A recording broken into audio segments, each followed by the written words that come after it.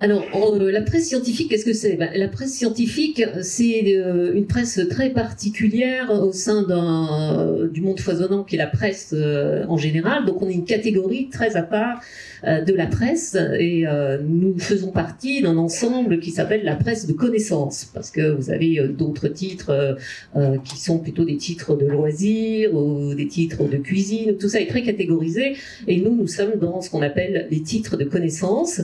Et la presse scientifique, c'est quelque chose de très large. Ça va de magazines hyper spécialisés, comme vous pouvez trouver en France Ciel et Espace, par exemple, qui ne parlent que d'astronomie et d'espace, et voire encore des magazines encore plus spécialisés que cela. Et puis, vous avez les magazines grand public sur lesquels je reviendrai.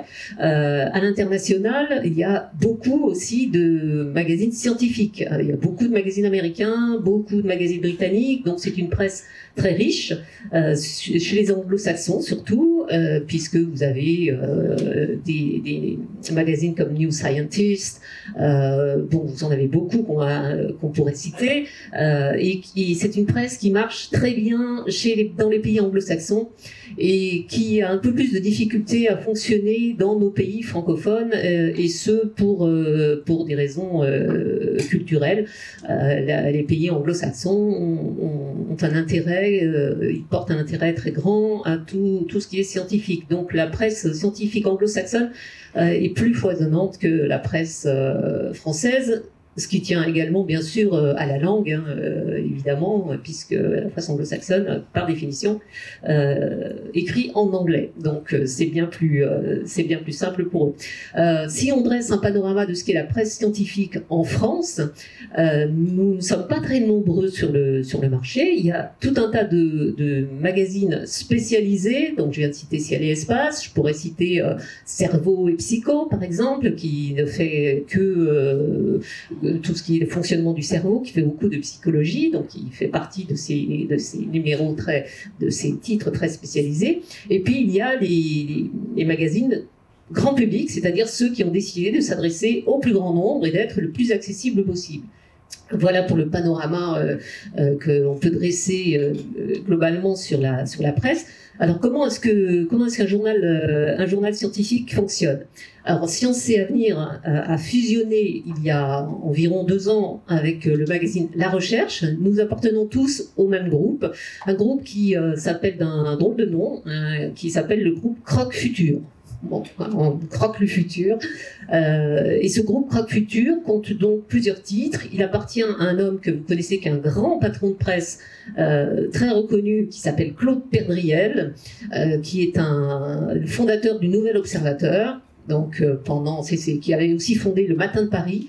Donc c'est un homme très important dans le monde de la presse. Nous sommes le dernier groupe en France, le dernier groupe de presse traditionnels, en quelque sorte, qui n'appartenons pas à des grands groupes, qui n'appartenons pas à des gros industriels.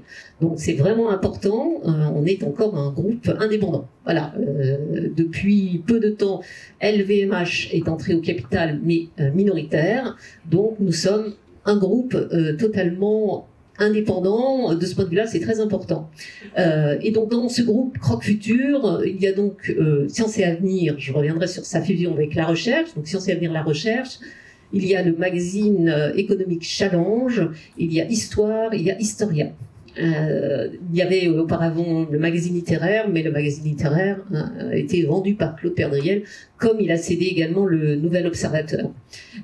Et le Nouvel Observateur était très connu aussi pour avoir énormément d'abonnés, puisque c'était l'un des magazines qui fonctionnait le mieux. Aujourd'hui, les hebdomadaires, vous devez le savoir, ont des difficultés à être diffusés, ont des difficultés à trouver des lecteurs, ce qui n'est pas le cas des quotidiens qui actuellement se portent plutôt très bien, et notamment se portent très bien sur les sites. Les quotidiens sont ceux qui ont réussi à faire un switch et ils ont réussi à développer le digital, ce que le reste de la presse est en train d'essayer de faire. C'est-à-dire, vous savez que dans la presse, il y a les quotidiens, il y a les hebdomadaires, il y a les mensuels, ensuite il y a les trimestriels, bon, vous connaissez tout ça, et le modèle économique n'est pas le même pour chacun de ces titres. Donc Science et Avenir, c'est un vieux magazine qui est né en 1947 et depuis 2 ans, il a fusionné avec le magazine La Recherche. Mais La Recherche n'a pas disparu pour autant. La Recherche est renée, c'est pas très joli, est renée, enfin, est réapparue sous une autre forme, sous une forme de trimestriel, que vous avez à la librairie éphémère, vous pouvez découvrir, sous une forme de ce qu'on appelle des MOOC, c'est-à-dire les magazines livres. C'est la nouvelle tendance qui a été lancée par notamment le magazine Zadig, si ça vous dit quelque chose, le magazine 21, c'est-à-dire c'est des magazines qui ressemblent à des livres, qui sont édités comme des livres, qui sont maquettés un peu comme des livres. Donc La Recherche est renée sous cette forme et connaît un très grand succès.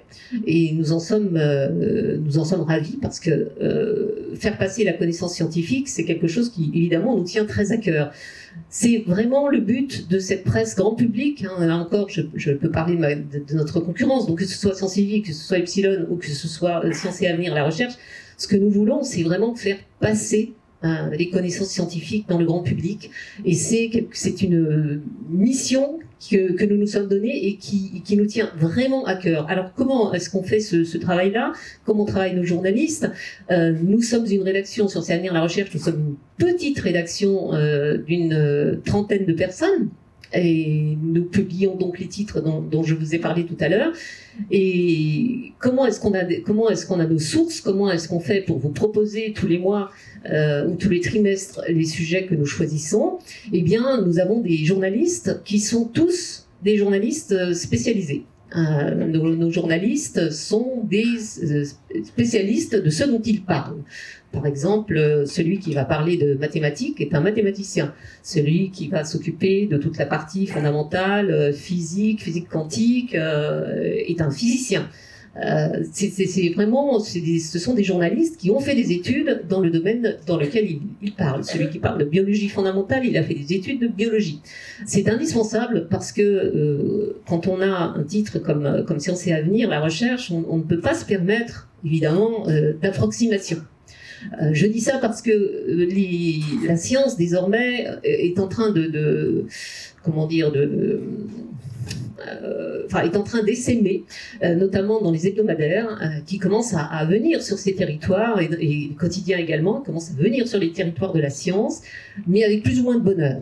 Parce que les journalistes qui sont en charge de ces rubriques dans ces quotidiens ou ces hebdomadaires ne sont pas des spécialistes. Pour la plupart, je ne dis pas que certains ne le sont pas, notamment par exemple Le Monde a un cahier sciences que vous devez connaître, mais Le Monde par exemple est venu recruter ses journalistes chez nous. Autrement dit, a débauché quelques journalistes de chez nous pour fonder ce cahier. Donc c'est quand même très important, parce que quand vous parlez d'intrication quantique ou d'autres de bosons de Higgs ou d'autres sujets de cet ordre-là, ou de l'horizon des trous noirs, il faut vraiment que vous sachiez de quoi vous parliez. Donc chacun de nos journalistes a été formé, mais en plus chacun de nos journalistes est un spécialiste qui a suivi une formation de journaliste. Parce que contrairement à ce que l'on peut penser parfois, et même parfois ce que peuvent penser les chercheurs, écrire, c'est un métier. Et ce n'est pas parce qu'on est chercheur et qu'on publie des articles de science qu'on est un journaliste scientifique. Ça n'a rien à voir. Il existe vraiment des techniques de journalisme et de journalisme scientifique qu'il faut acquérir. Et c'est une discussion qu'on a très souvent avec les chercheurs qui pensent qu'ils peuvent écrire dans nos titres et que ça va être publié tel quel. Non. Non, notre travail de journaliste scientifique, c'est de rendre les choses totalement accessibles. Et pour les rendre accessibles, il faut savoir le faire. Il faut savoir faire une attaque de papier. Il faut savoir dérouler une pensée. Il faut savoir la rendre simple. Il faut savoir la rendre accessible, tout en gardant un niveau d'exigence dans ce que l'on raconte. Donc, et surtout, et vous le savez bien, vous qui êtes pour la plupart abonnés à nos titres, c'est que vous ne nous pardonnez rien. Le courrier que nous recevons chaque mois, c'est généralement pas pour nous féliciter. Alors ça arrive qu'on reçoive du courrier pour dire bravo, j'ai beaucoup apprécié. Quand c'est ça, je t'interromps une seconde, mais quand c'est ça, quand on a un courrier de félicitations, il fait 10 fois le tour de la rédac. Hein, voilà. Ouais, on a eu un truc, on a félicité. Mais généralement, c'est plutôt pour nous dire qu'évidemment, on s'est trompé, que le nom latin de la limace que nous avons donné sur la photo X ou Y, c'est pas le bon. Enfin, vraiment, et c'est très bien. Nous, on est, et d'ailleurs, j'attache une très grande importance et je sensibilise beaucoup la rédaction à répondre à ces critiques. Parce que généralement, les journaux n'aiment pas les critiques, hein, c'est normal, personne n'aime être critiqué. Et les journalistes, ils n'aiment pas forcément répondre, s'ils ont fait une erreur en plus, mais à Sciences et Avenir la Recherche, c'est quasi une obligation. C'est-à-dire que quand nous recevons du courrier, j'exige qu'il soit répondu. Et nous passons des erratums quand nous faisons des erreurs, parce que nous en faisons, c'est clair. Alors, dans l'organisation d'un journal, nous avons des filets de sécurité. Après, je parlerai des sources, pour savoir comment nous allons chercher nos informations. Mais quand nous publions, donc nos journalistes sont tous formés aux techniques journalistiques. Et alors comment est-ce qu'on choisit un sujet? C'est par discussion. C'est-à-dire que nos journalistes, nous avons des réunions de rédaction où les journalistes doivent vendre, entre guillemets, vendre intellectuellement leur sujet à la hiérarchie, c'est-à-dire au rédacteur en chef, pour le rendre intéressant. Si un journaliste arrive avec un sujet en disant voilà, je peux faire un sujet sur les trous noirs, et le rédacteur en chef va lui dire oui, mais bon, so what, qu'est-ce que tu veux raconter sur les trous noirs? Donc il faut qu'il ait une actualité, il faut qu'il y ait un intérêt, il faut qu'il sache vendre son sujet. Donc ça, c'est la première phase. Et généralement, pour vendre son sujet, c'est qu'il y a une actualité autour, c'est qu'il s'est passé quelque chose. Là, il y a quelques jours, il y a eu cette photographie du trou noir du centre de la galaxie, c'est une vraie info. Donc ça, évidemment, c'est vendu tout de suite. C'est facile à vendre. Il y a des sujets plus difficiles à vendre. Des sujets qui sont la biologie fondamentale, c'est plus difficile à vendre à la hiérarchie. Il faut vraiment convaincre que ça va être intéressant. Donc ils sont aussi formés à ça, à faire ce qu'on appelle des pitchs, parce que si les rédacteurs en chef sont convaincus, c'est déjà les premiers lecteurs. Donc c'est très important. Ensuite, on passe à la phase d'anglage, ce qu'on appelle une phase d'anglage, c'est-à-dire maintenant tu vas faire ce sujet sur le trou noir, l'horizon des trous noirs, par exemple. Comment tu vas faire? Qu'est-ce que tu vas raconter? Et ça se passe au cours d'une réunion qu'on appelle une réunion de cadrage. C'est-à-dire que le journaliste, il est là avec son rédacteur en chef et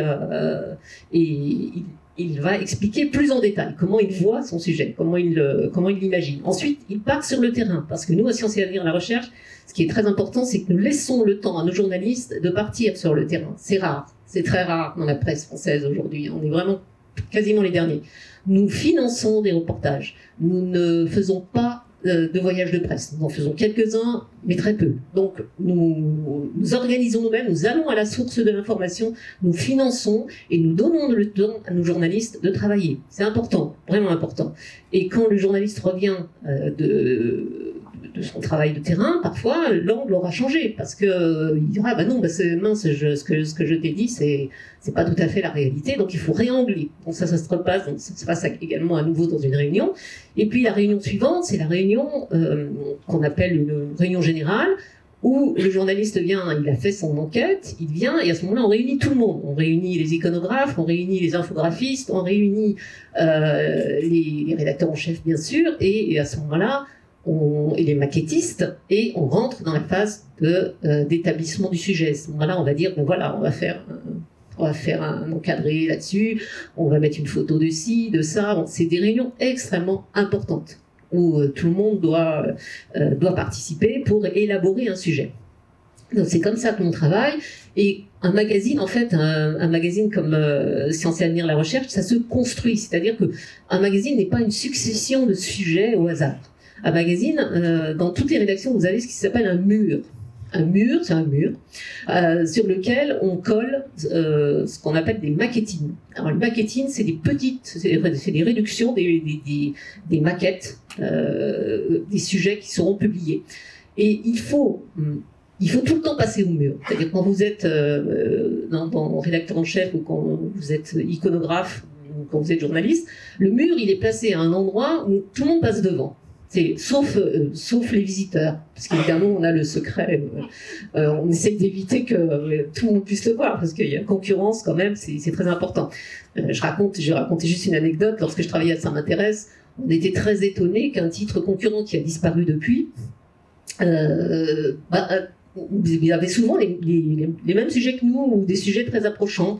On ne comprenait pas comment ça se faisait qu'on cognait autant avec eux, jusqu'au jour où on s'est aperçu que l'un de ces journalistes habitait l'immeuble en face de l'immeuble de Ça m'intéresse, et avait vu sur le mur.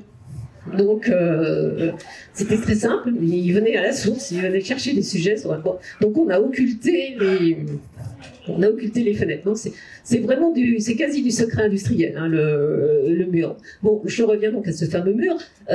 Construire un magazine comme Science et Avenir, la recherche, c'est déjà, et Andréina en parlera, c'est trouver une cohérence déjà dans les couleurs. Ça peut paraître anecdotique, mais pas du tout. C'est-à-dire que quand vous passez devant un mur, il ne faut pas, par exemple, que tout soit déjà séparonasse. Et on se dit, tiens, mais regarde, le magazine, il est entièrement, et les photos, elles sont entièrement marron, par exemple, ou elles sont entièrement vertes, ou elles sont entièrement bleues. C'est pas possible.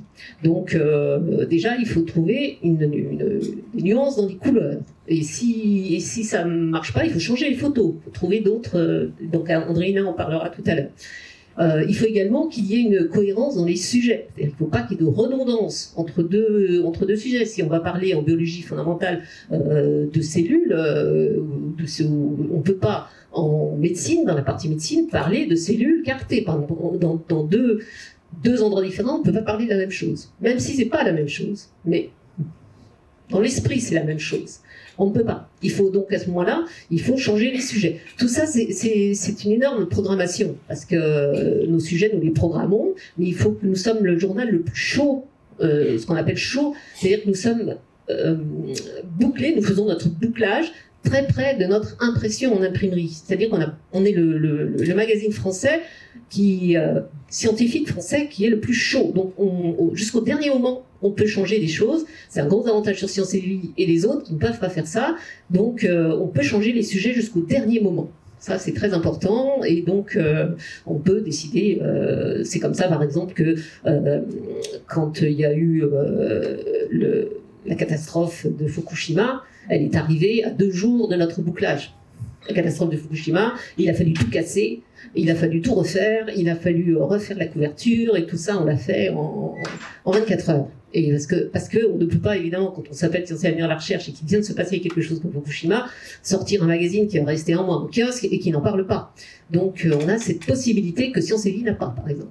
Donc, oui, il y a le cas de figure, Carole, récent de la mission martienne.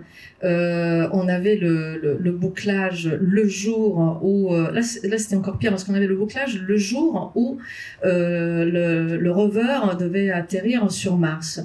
Et là, pour le coup, on avait prévu 2 types de papiers. C'est-à-dire, le pauvre journaliste, il avait fait les 2 scénarios. Celui selon lequel tout se passerait bien, le rover se poserait, on verrait la dernière photo, et nous, on pourrait mettre à l'impression ce scénario positif, plus celui où il y aurait un accident et donc tout aurait capoté, et il aurait fallu présenter ça de manière tout à fait différente.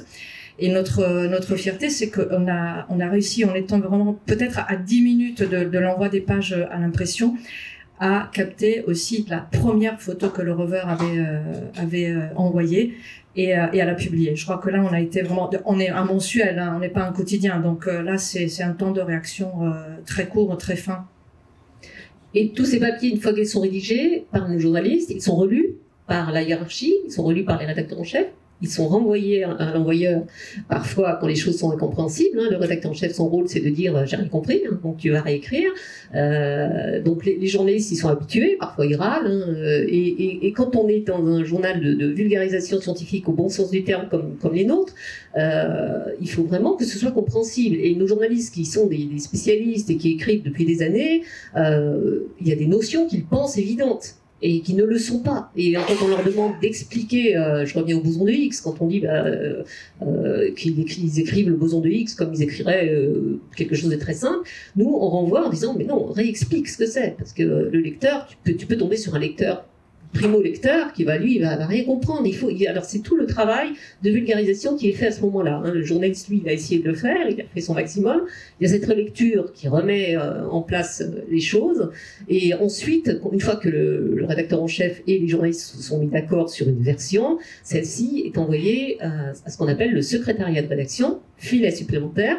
Les secrétaires de rédaction sont là pour mettre les papiers dans les maquettes qui ont été faites entre-temps, les maquettistes, et les SR ont un rôle de correcteur. Donc les SR sont là pour chercher la petite bête. Donc il y a tout un temps d'échange entre les SR et les journalistes. Généralement ça s'engueule ou pas, bon, parce que tiens tu as mis 100 kWh, non c'est pas 100, c'est 250. Hein, il faut vraiment chercher la petite bête, pas après recevoir ces fameux courriers que nous avons parce que nous avons fait une erreur.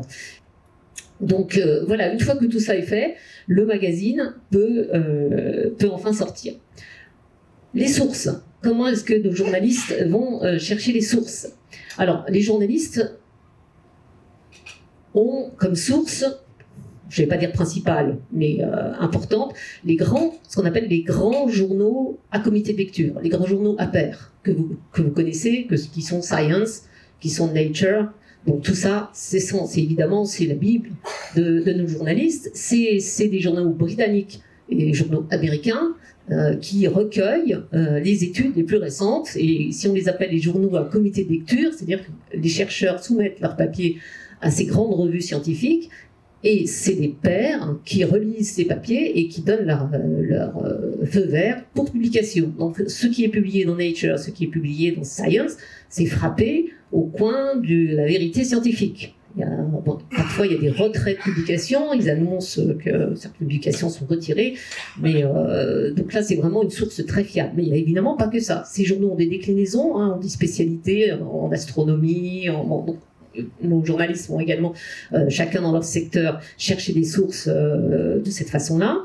Il y a également beaucoup d'autres sources disponibles de plateformes scientifiques sur lesquelles on peut trouver des études, elles également validées, qui existent. Donc là aussi, ils ont un radar qui sont centrés sur toutes ces sources. Et ça donne vraiment une qualité d'information.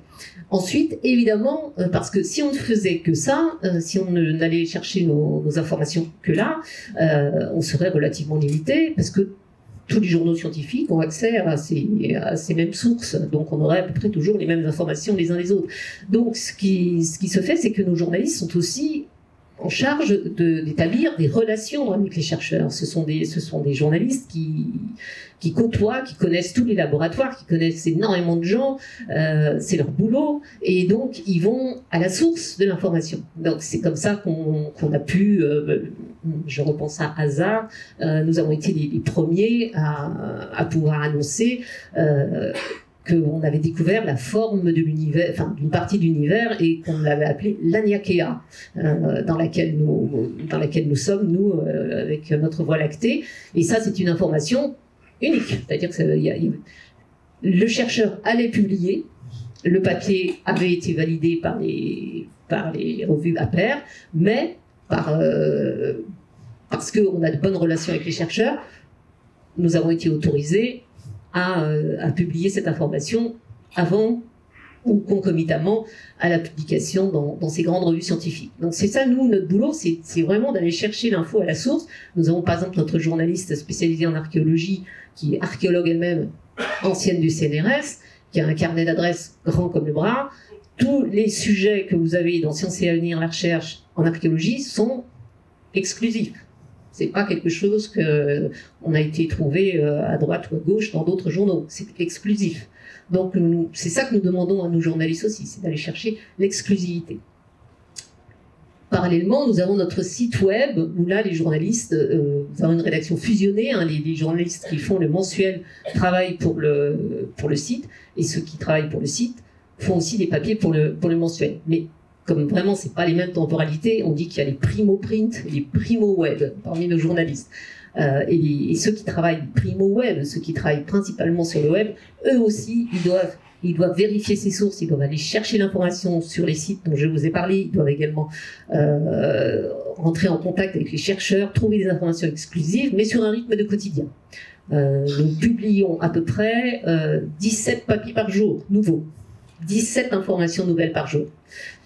Alors après, comment, et j'en terminerai ensuite, Andreina parlera de la photo, comment est-ce qu'on fait actuellement pour s'en sortir avec les fake news?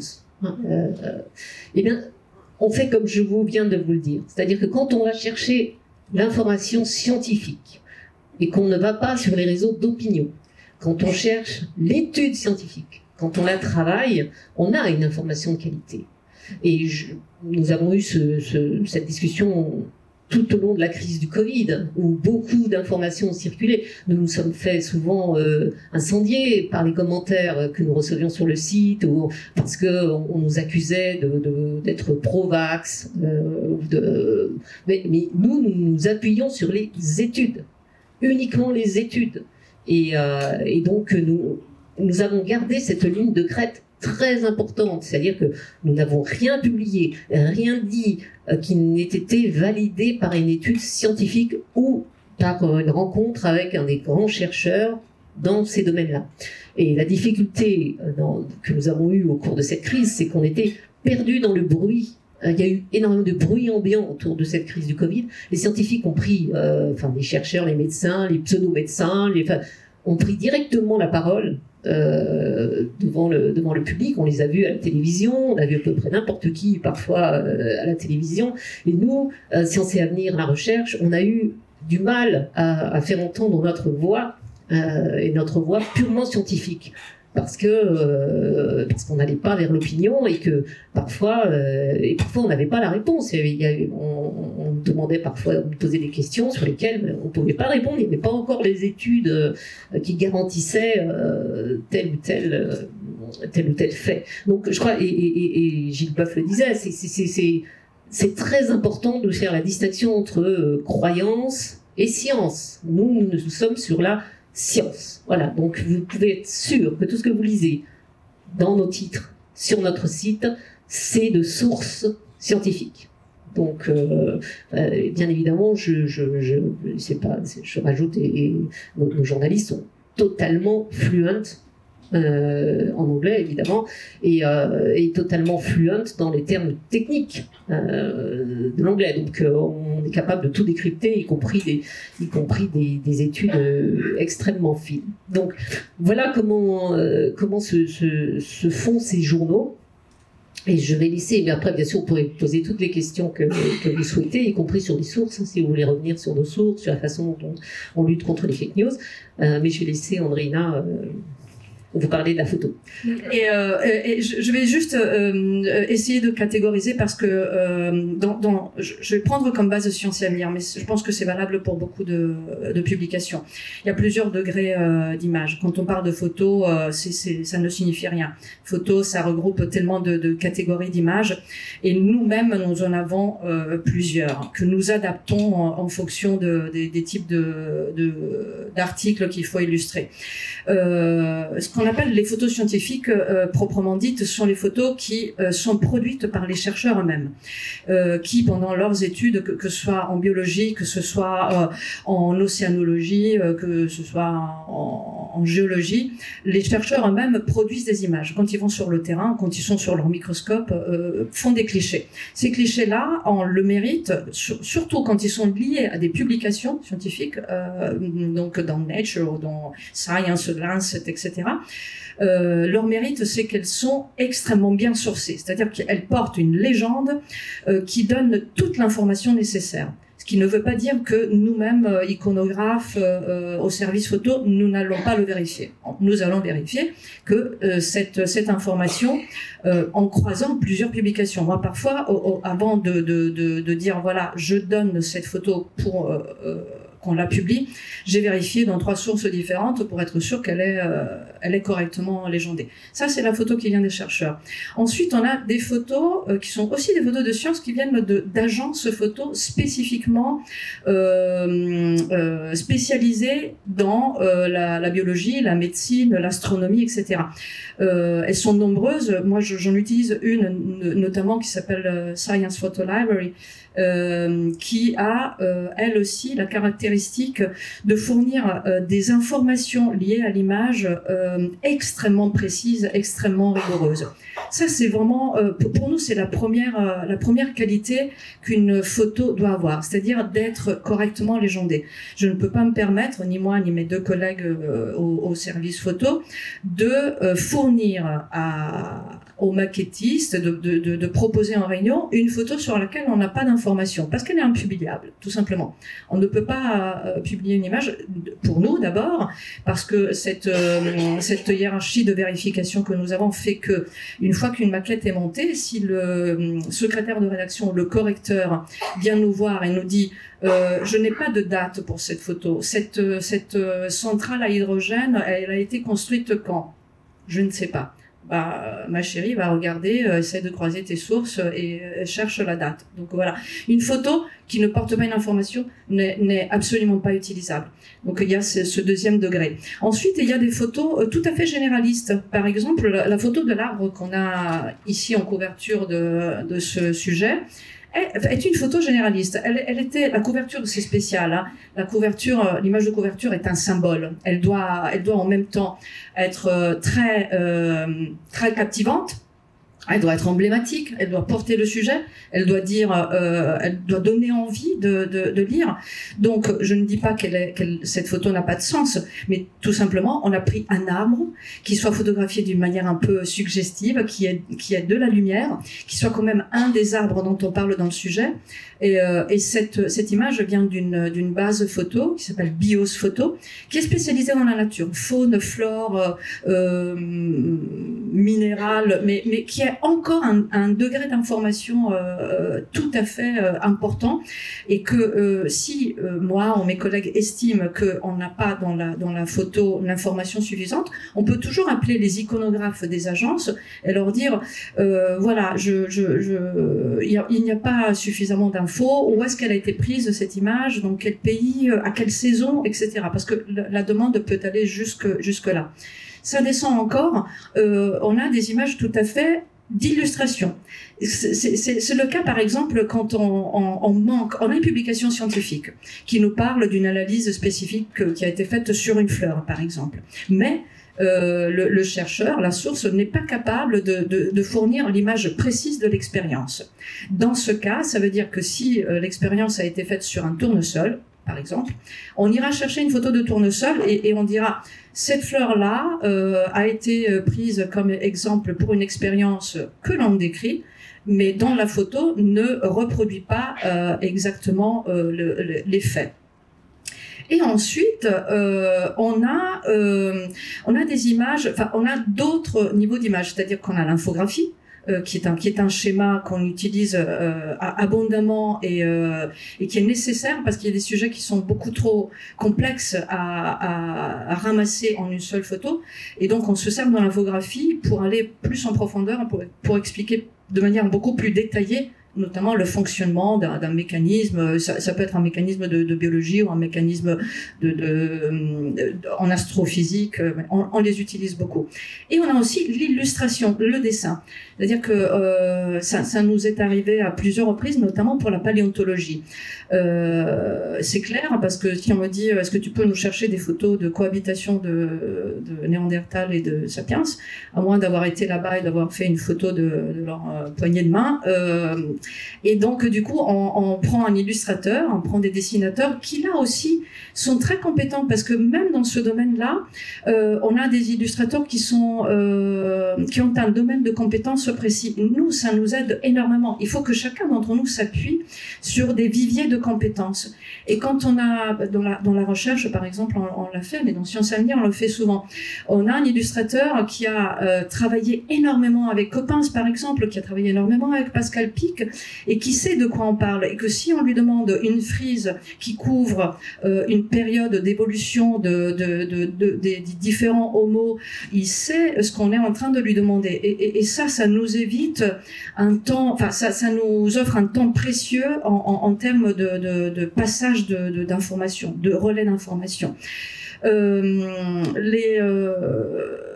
Pour vous donner un exemple concret, tout à l'heure, Carole parlait de que la science a essaimé dans différents types de publications. C'est vrai que la science est partout maintenant. Du coup, la photo scientifique et la photo de science est partout aussi. Et elle est dénaturée assez souvent. Et je vous donne un exemple très court. Après, j'arrête parce qu'il faut des questions, même si ça a été court mon panorama. Mais ça vous donner une idée de ce que ça signifie d'utiliser une photo de science dans un magazine comme Science et Avenir ou dans un magazine comme Marie-Claire. Il y a eu une découverte qui concerne un organoïde du cerveau. Un organoïde est une reproduction d'un organe qui peut être le cerveau, les reins, etc. Dans ce cas, c'était le cerveau.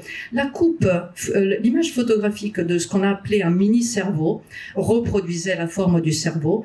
Et elle est passée de la publication scientifique où il y avait la photo et une légende longue comme ça qui expliquait exactement comment on avait produit cet organoïde, dans quel cadre, à quoi ça servait, quelles étaient les limites, etc. Tout. Donc nous on a pris à la source cette image-là. Ensuite, elle a passé le cap de, par exemple, Le Monde qui est très rigoureux, et la légende s'était déjà raccourcie un petit peu. Ensuite, elle est arrivée dans les hebdomadaires. Je vous le raconte parce que je l'avais utilisé dans une conférence pour montrer comment l'information se dénature en utilisant la même image. Elle passe dans les hebdos, l'Express, le Nouvel Obs, etc. Ça se raccourcit et le titre devient « On a inventé un mini-cerveau ». Et ainsi de suite, elle passe dans les journaux féminins comme effectivement Marie-Claire, Elle, Top Santé. Et la légende devient 2 lignes. Les chercheurs ont réussi à fabriquer un mini-cerveau et l'information s'est totalement perdue. La photo reste la même, mais elle ne signifie plus rien. Et ça, c'est ce que nous, à Science et Avenir, on évite. Quand on est incapable de trouver l'image avec son information complète, il nous arrive de laisser tomber. On ne prend pas la photo, on se dit c'est pas grave, on ne peut pas l'utiliser. C'est juste pour dire que le fake news existe. Et encore un tout petit exemple. Là, j'ai laissé le hors-série en cours, qui est un hors-série sur les phénomènes intrigants de la vie, du vivant. Et on fait un portfolio sur les différents types de nuages. Et le journaliste qui écrit le papier m'envoie un mail et il me dit « J'ai trouvé une fantastique photo d'un nuage lenticulaire sur le mont Fujiyama ». Je dis « Fantastique, elle est super et tout ». Évidemment, pas sourcée. Donc, qu'est-ce que je fais moi? Je prends la photo, je commence à me taper des pages et des pages et des pages sur le net, sur les agences, etc. pour retrouver cette image.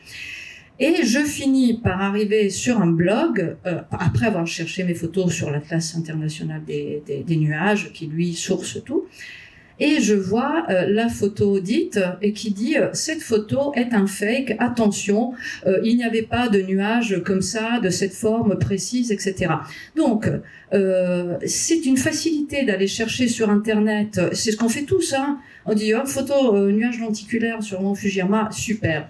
Mais après, on ne sait pas à quel moment ça s'est produit, on ne sait pas si c'est vrai.